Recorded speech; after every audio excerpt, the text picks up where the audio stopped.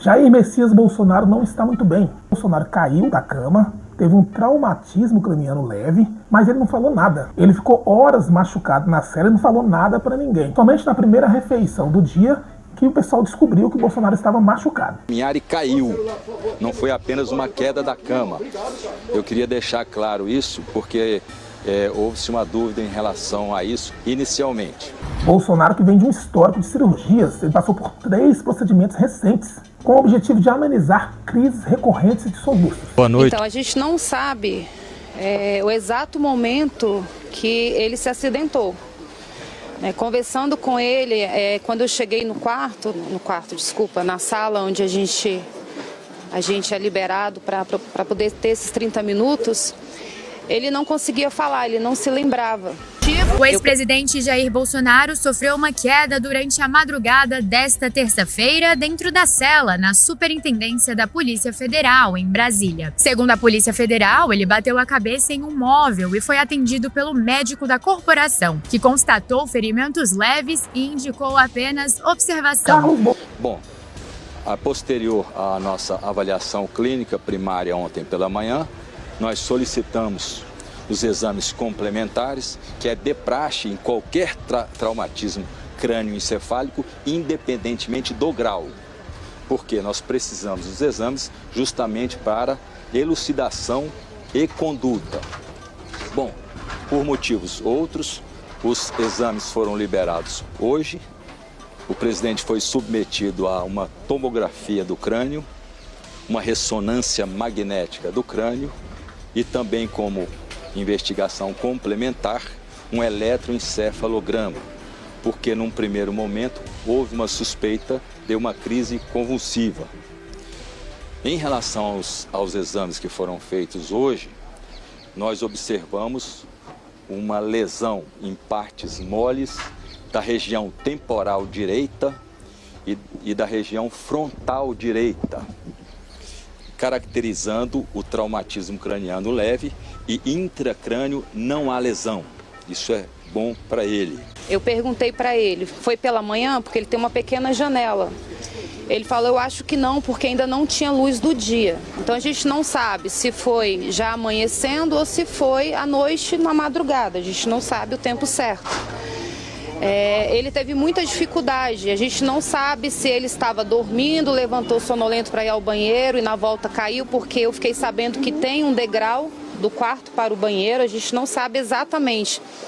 Então não posso confirmar isso para você, se ele teve tempo de lembrar também, se ele tem essa medicação forte que ele toma, um Ampliquitil, que deixa ele muito sonolento, tanto que tem que ser fracionada. Se ele tomar um comprimido de 100 miligramas, né, doutor Caiado? Ele fica o dia todo deitado, ele não consegue interagir com você, então é fracionado. Então ele não fica 100% bem. Então não sei se ele lembrou também que ali tinha uma campainha para ele poder pedir ajuda. O Jair é uma pessoa que ele já acostumou a conviver com a dor, desde 2018. Por 3 vezes dentro do hospital, eu vi ele pedindo para Deus levá-lo, porque ele não aguentava a dor que ele estava sentindo por conta do intestino. Então ele já se acostumou, ele já está nessa zona de sofrimento. E eu acho que isso é até para ele trabalha o subconsciente dele para ele poder continuar vivo. Ele já ligou esse modo sobrevivência. Então ele é uma pessoa que ele não gosta de incomodar. Eu estou casada com ele há 18 anos, eu sei que ele não gosta de incomodar em relação à alimentação. Ele aprendeu a viver do jeito dele. Então a gente tem esse cuidado porque ele tem 70 anos, ele já passou por 9 intervenções cirúrgicas, ele tem várias comorbidades, então a gente sabe que a medicação também é uma medicação que tem fragilizado ele tem essas tonturas. Em casa eu fico sempre ao lado dele. Quando ele levanta, eu já estou ao lado dele, porque eu tenho medo dele cair, ele tem aquela tontura matinal.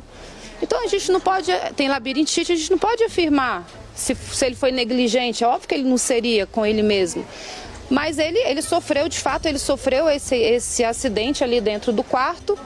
E o que mais me chamou a atenção, porque eu procurei sim, eu procurei o perito, eu procurei o delegado, eu gostaria de saber exatamente, eu pedi o relatório para a Polícia Federal, eu gostaria de saber exatamente o momento que foi aberto o quarto dele, E a gente sabe que o quarto dele é aberto às 8 horas da manhã para ele tomar a primeira medicação do dia. Eu converso com o perito coloca no relatório que ele fez os primeiros socorros por volta de 8h40, 9 horas. Então aí ele já perdeu 40 minutos, né? Se abrir o quarto 8 horas, então ele teve que esperar o médico da superintendência chegar 8h40. Eu converso com o delegado, ele me fala que abriu o quarto dele 7h20 da manhã. Então não está batendo. Então a gente vê que pela lei de execução penal, realmente não tem uma agilidade para atendê-lo numa emergência.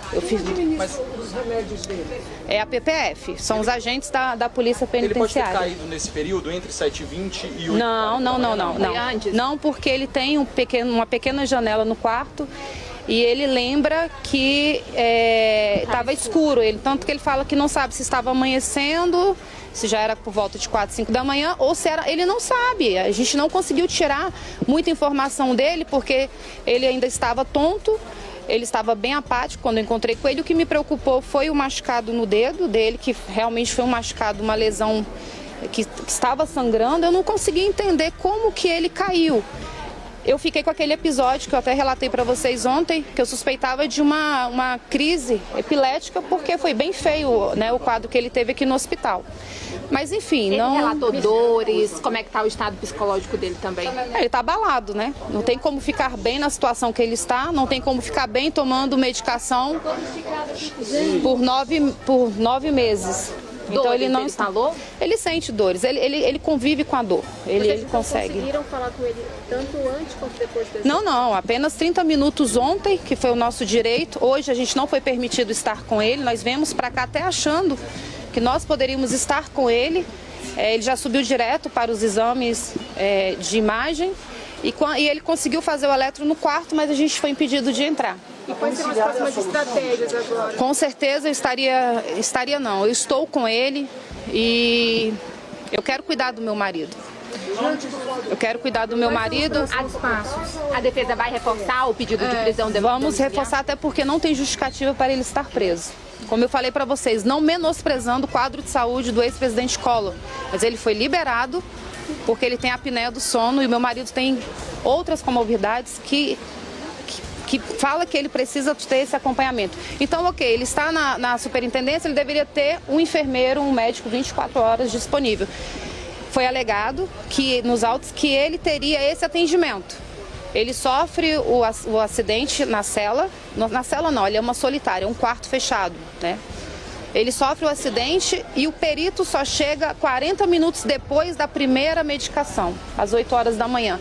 Então tá tudo errado, me desculpa. Que a polícia está sendo negligente com ele e com esse cumprimento aí dessas... Olha, eu tô falando para vocês que ele deveria estar em casa, ele não deveria estar numa solitária com 70 anos e com vários problemas de saúde que precisam ser administrados, tanto a alimentação quanto a medicação. Não quero interromper. Não, sim, claro, pode vir. Porque está focando muito.